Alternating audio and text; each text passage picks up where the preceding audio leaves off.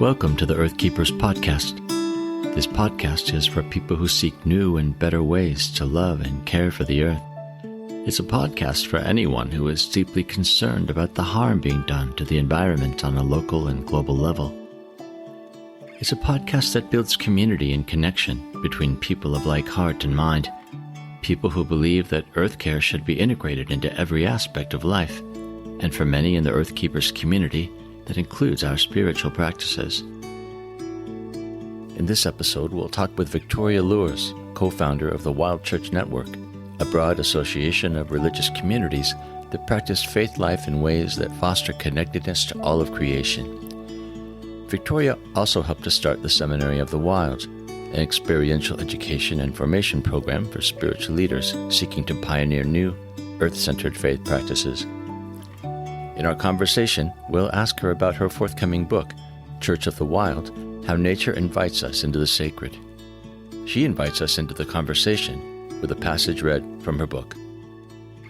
Those who identify as spiritual but not religious have told me that nature is already their church. They've said, if this wild church had been an option for me, maybe I would not have left a religion. And I understand and relate. Many have been wounded and disappointed and betrayed by the institutional church, or by the people who misuse the power that the institution of church gives them. Nature, powerful though she is, doesn't abuse her power.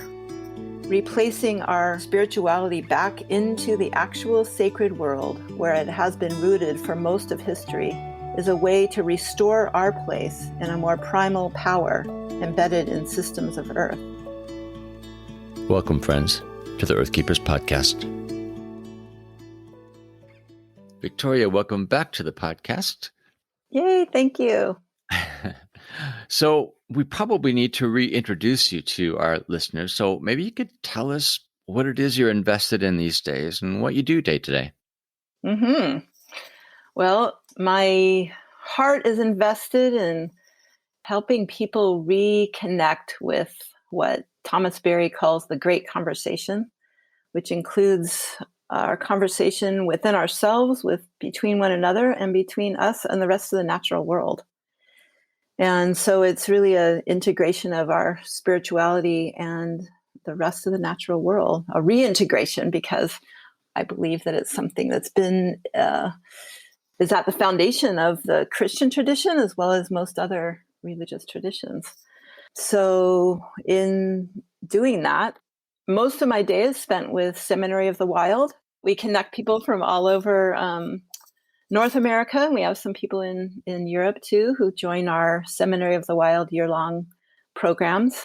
And then also work with other churches who have started churches of the wild, with different names, but churches that meet outside of buildings in the natural world.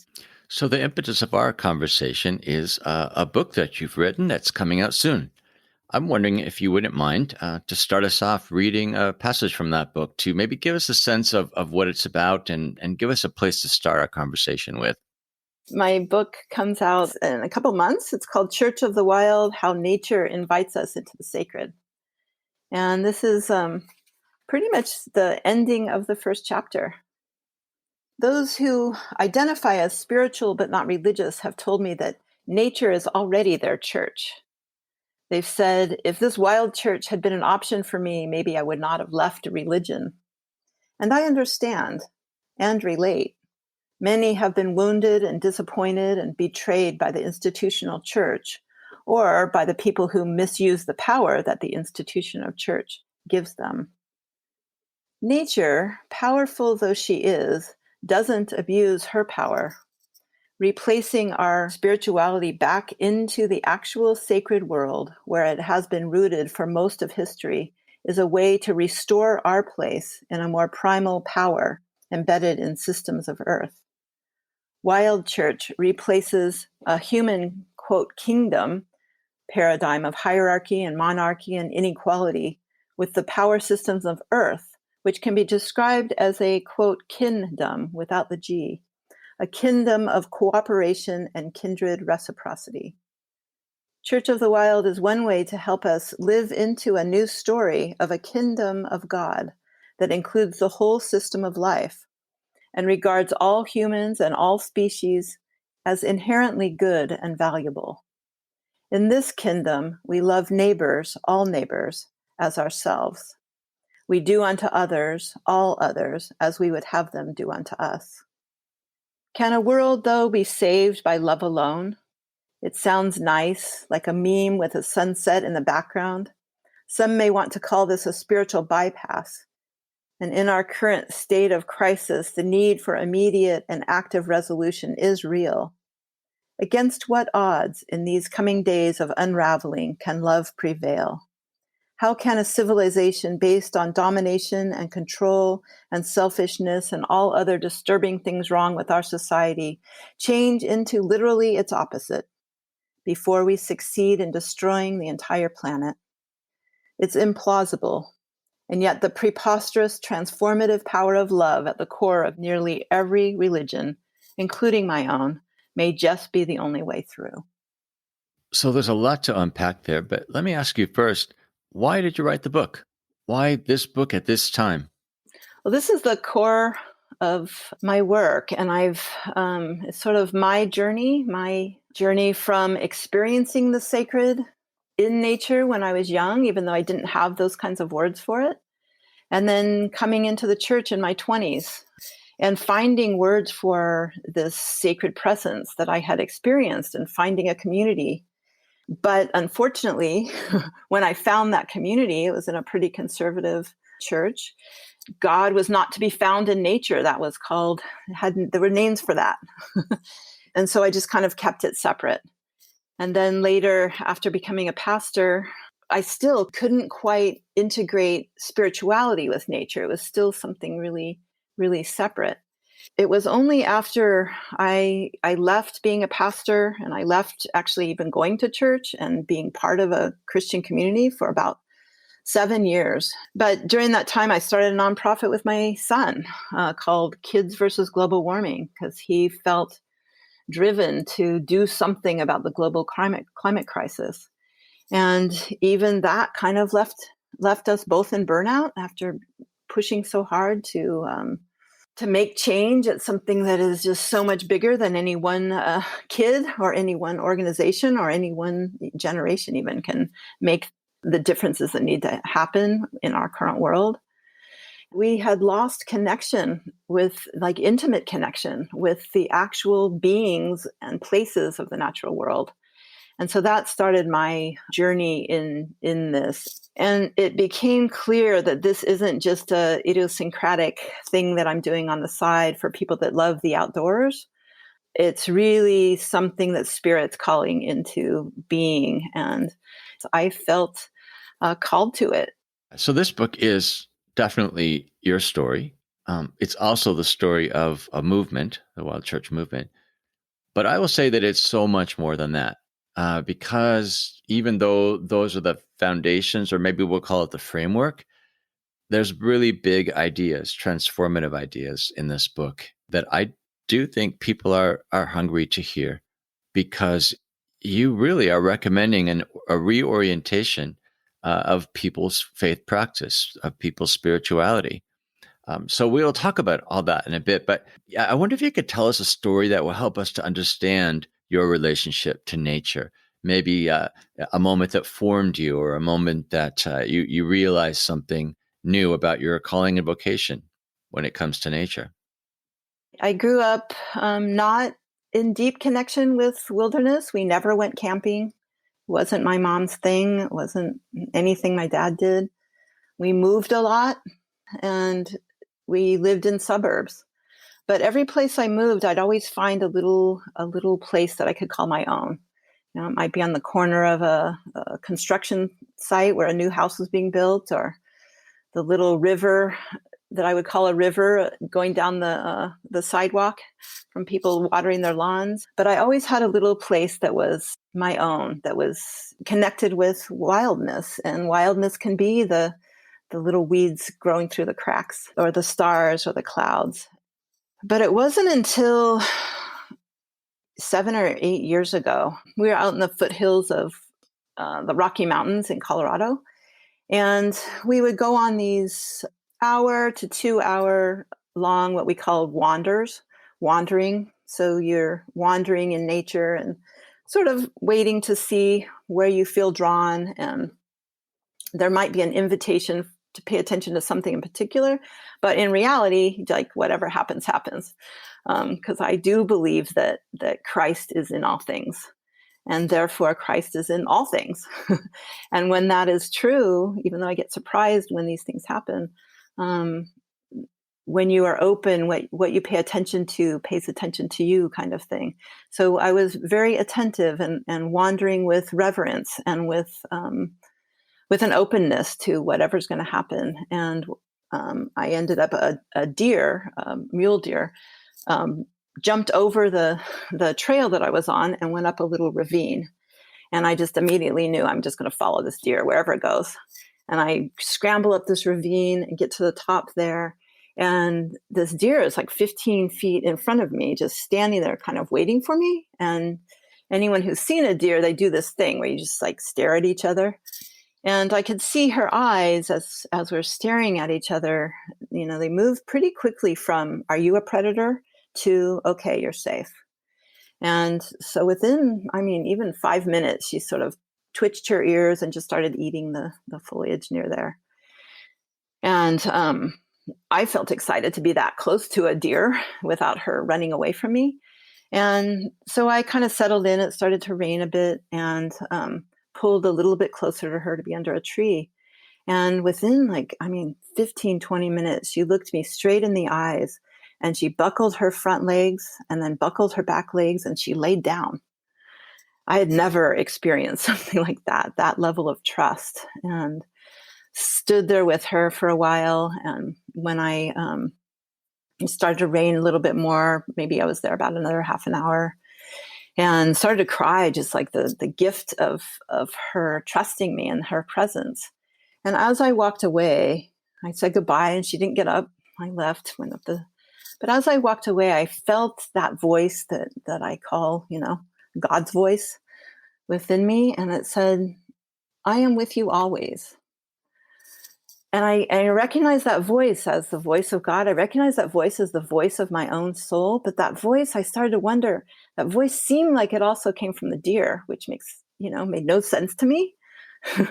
Kind of went, wow, that was an amazing, cool experience. Shared it with the others that I was with. And longer story short, the next day with a different deer, almost the exact same thing happened. And the third day, almost the exact same thing happened with another deer.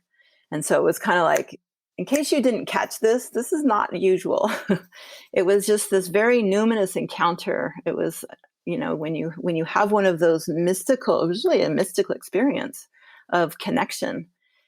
And it was really an invitation into drawing into what just happened here.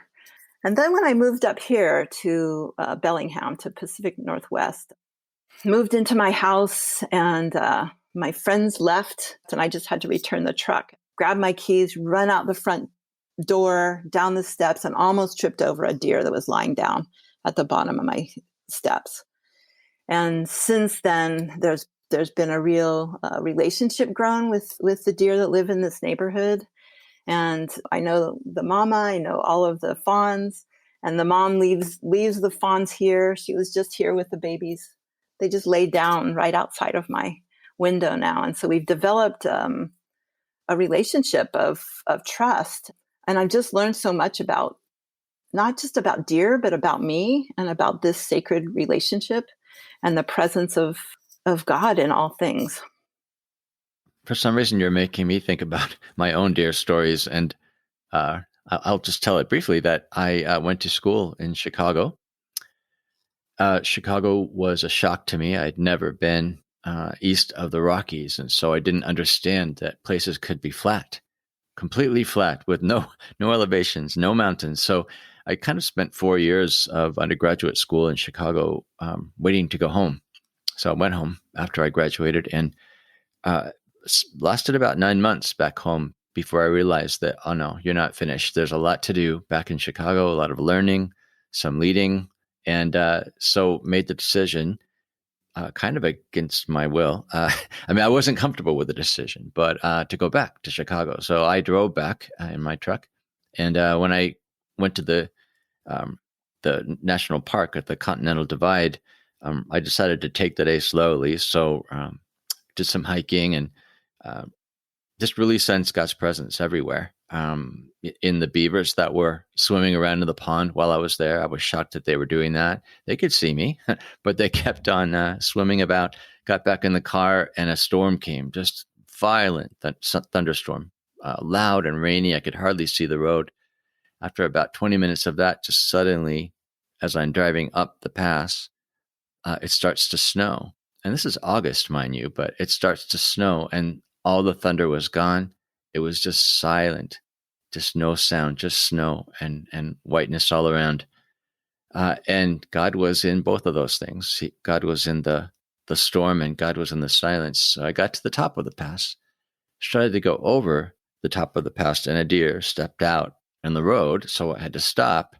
And as you put it, I mean, who knows what the relationship between hearing God and God's creatures is really, but as I saw the deer, I heard a clear voice. It's going to be okay.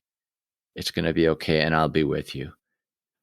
And at that moment, the storm was really had cleared out on the other side of the pass. So there was a rainbow. I know it sounds corny, but it was there, stretching out down the mountain. And, before me stretched the endless flat Midwest, which is what I was terrified of. But that deer was somehow the instrument of God's voice to me, telling me that it was going to be all right, that God would be with me. I hear you. Yes. And I think a lot of people have these experiences. We just don't really know in our culture or in our religion how to value them or take them seriously. If you don't mind, I'd like to read a little snippet of Howard Thurman's story, because he was somebody who, if you don't know who he is, he's a theologian and a mystic, really, who was called the patron saint of the civil rights movement. And he had this language of connectedness that few people have in our culture. And he talked about his connection with the sacredness of earth. And this is the little quote that your story reminded me of. He says, "There were times when it seems as if the earth and the river and the sky and I were one beat of the same pulse. It was a time of watching and waiting for what I did not know, yet I always knew. There would come a moment when beyond the single pulse beat, there was a sense of presence, which seemed always to speak to me. My response to the sense of presence always had a quality of personal communion. There was no voice, there was no image, there was no vision, there was God." He saw that trinity of like himself, the particular others of the natural world, and God as just like a communion. And really, people who write of those experiences, unfortunately, are writing against resistance because, as you put it, there are many people who actually experience God's presence more in nature and more in creation than they might in a church. And yet the church, at least in the States, probably the Western church as a whole, doesn't make room for those experiences, right? There's a primacy placed on Scripture, on the Word of God as revelation. But we really don't get taught what to do with the God that we see in nature all around us. That experience is not something we get guidance in. And yet, for most of history, even within the Christian religion, nature was known as the second book of Revelation, and it was known as the first book of Revelation before there were books. And so for most of the Christian story, a deep connection with the natural world is there. And that for me was really important. I needed to understand once I was having these experiences, I needed to know for myself, is this really outside of my religious tradition? Does this mean I need to leave Christianity altogether? And if it did, then I was going to have to trust my own inner authority above everything else I had been taught. But if it didn't, then it might be something that I could embrace again. That's exactly what happened. I had a series of really profound, like, aha experiences, to the point now where I have like different lens. And I read these ancient stories, these scriptures of ours, with a completely different perspective. And I can see that there's like this thread through both testaments of deep connection with the natural world. In fact, the subtitle of my book is How Nature Invites Us into the Sacred. The opposite can also be said, that the sacred invites us into the wild. That God again and again invites, not even invites, pushes, thrusts just about every leader in both testaments into the actual wilderness at a pivotal time in history and at a pivotal time of their own leadership development. The more I read, I was like, wait a minute, they went into wilderness? They went into wilderness? These people were sent into actual wilderness and actual soil, actual trees, actual deer. Why? What is that? What if the wilderness was a place to listen to the divine voice? A place to listen to the voice of burning bushes and to remember that they belong to a bigger story, to remember their identity. God understood that the only way to really heal from that kind of trauma is to be deeply immersed in the natural world. We've been talking with Victoria Loorz, author of the new book called Church of the Wild: How Nature Invites Us into the Sacred. In our conversation so far, she has shared from her own experiences some of the ways we can practice a more earth-aware spirituality.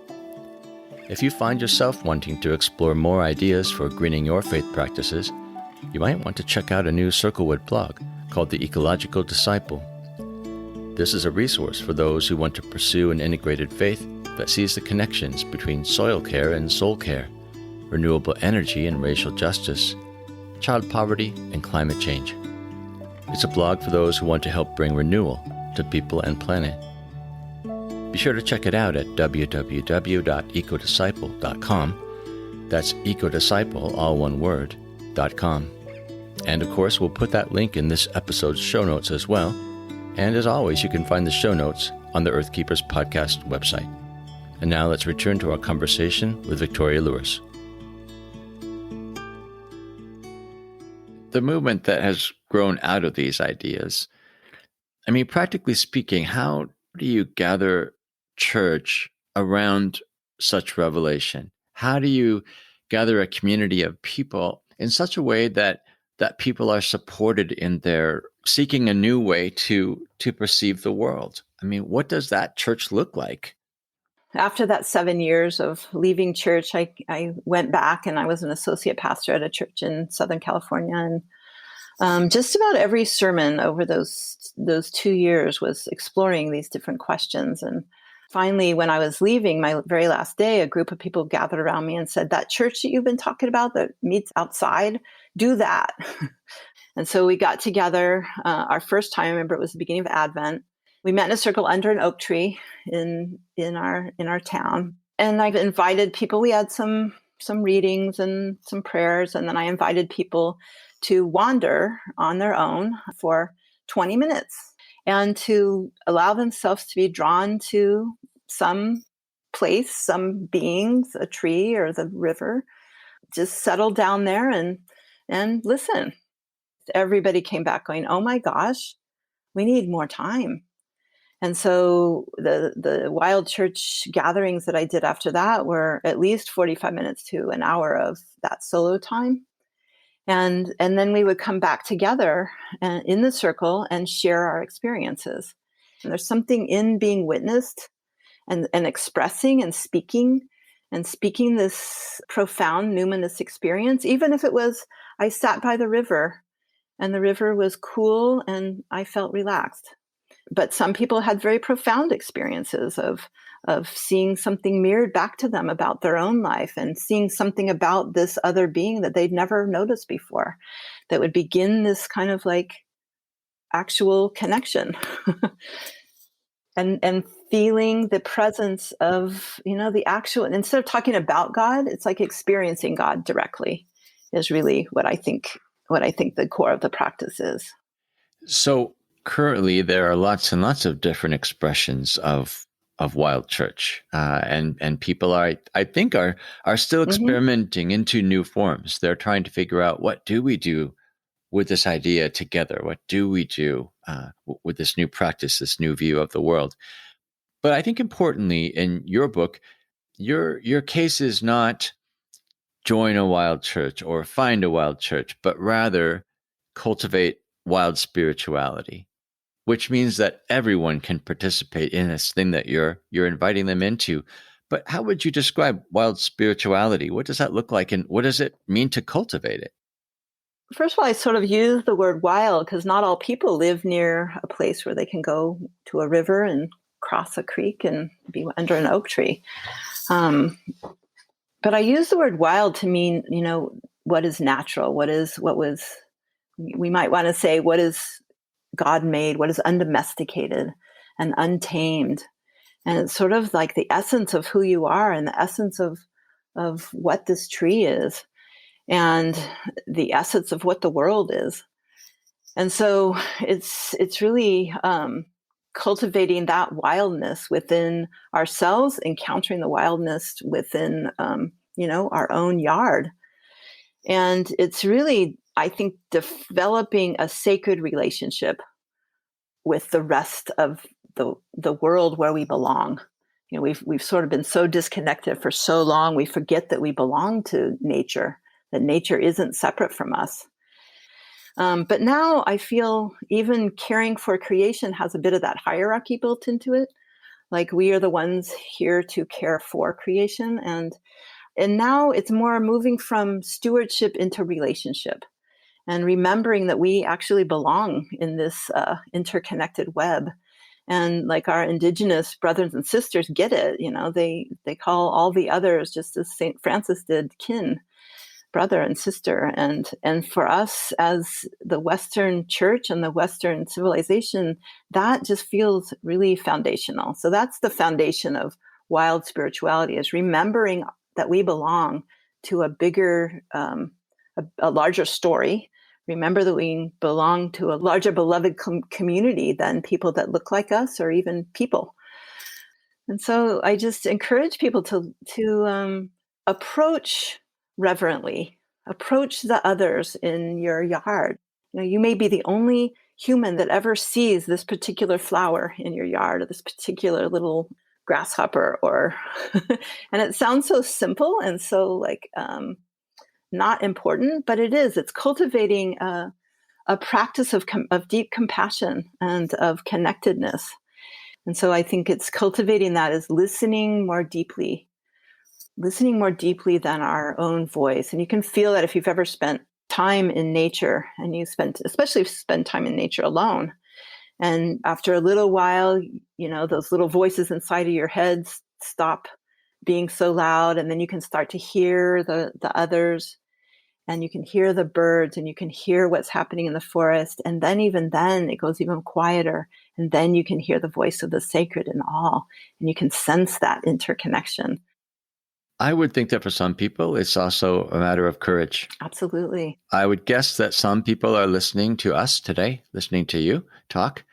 And if they haven't already turned off the podcast, they maybe want to, because there's something threatening about this idea, don't you think? I think especially if you've grown up in a culture that devalues that doesn't see that as important or relevant or even real, or even teaches you to be suspect, right? That if you think God is speaking in nature, well, then we're not maybe talking about Christianity, quote unquote.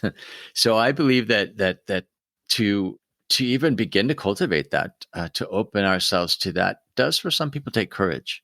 I think it takes courage for all of us, because even if you have enough courage to go out on your own to talk about it with other people, you'll be either dismissed as, oh, isn't that cute?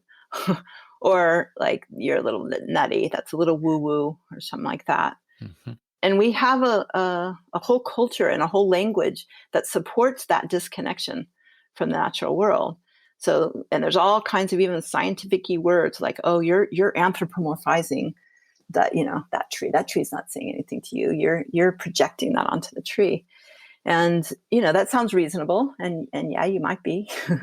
And we are connected, that we are connected by a God that is so much bigger than what we can put into our boxes or fit within a building without windows. That's telling us that what's holy is what's in here, and therefore what's holy is not out there. I rarely had a preacher tell me that nature is not God directly, but it happened indirectly all the time. I think it's an act of resistance and an act of reformation, honestly, to reform something that was there in the beginning that we're bringing back just by honoring the reality that this whole gift of life is interconnected, and we have the privilege of being part of it. And so to treat it with reverence is an act of spiritual resistance and reformation. One of our recent guests is a musician, Jeff Johnson, and he made a really interesting observation that when I asked him about his relationship to nature, he described being in a natural setting as living in a work of art. So as an artist, he saw art all around him, right? And attributed that, of course, to the creator. And I thought that was an interesting framework, and it was his way into this wild spirituality. I think there are lots of ways in, right? But for him, it was all about looking around him and understanding just the wild creativity that was present everywhere. Ooh, I love that. While for some people it would, take courage to really explore these ideas, I would guess that for other people, there's going to be a lot of receptivity to this idea. And I'm thinking specifically of what Josh Packard calls the nuns and the duns, right? The nuns would be a generation who just never have had that church upbringing. And maybe even if they were raised in the church, maybe they walked away. And my daughter's generation is really in the process of walking away from the church because there is not that sense of relevance, of realness, of applicability. But then the duns, I think there's a generation of people who have realized that after all the investing they've done in the church as conventionally defined, realize that it's no longer enough. That they are hungry, perhaps, for a deeper experience of God, of God's truth, and I would imagine that those two groups in particular would be very open to this. It's a very life-giving and renewing and hope-restoring perspective, wouldn't you say? I mean, has that been your experience, that people have reacted to this idea with some relief even? My kids grew up as a pastor's kid, and I really made a decision early on because I knew I had friends who were pastors' kids that were really hurt by that. And so I made a decision that would not be my way. And so I never really pushed any of it on them. And they stopped going to church probably by middle school, definitely by high school. When I started Church of the Wild, both of them just came alive. And I remember the first time my daughter came, and she went and wandered and came back and shared this poem that she had written. And it was like, oh my gosh, I had no idea you had that deep of a relationship with God. Like the language of the church just so did not resonate with her that we had no language to even communicate. And all of a sudden, like this depth of relationality, and both of them stunning, knowing without knowing, they had this relationship with God, this spirituality that was very deep, that could be expressed in Church of the Wild. And a bunch of my daughter's friends stayed, high school kids stayed, and would go to Wild Church with us even after she went away to college. Almost every Wild Church that I know of that meets collectively, at least 40% of the people don't identify as Christian in any way. They're either nuns or duns.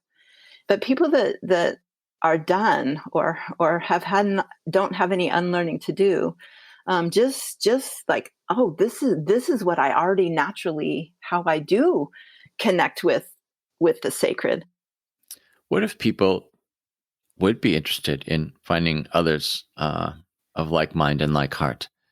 Are there enough wild churches here and there that people, might visit them? I mean, I know there are other movements in the world as well. Like we have Wild Church here, but Forrest Church I've heard about and been trying to learn about actually in the UK. But I'm just wondering what your sense of that is. Is this something that you think will increase, and that more and more communities like this will gather around this different way of seeing? A lot of people are like you're asking, can I just go visit one?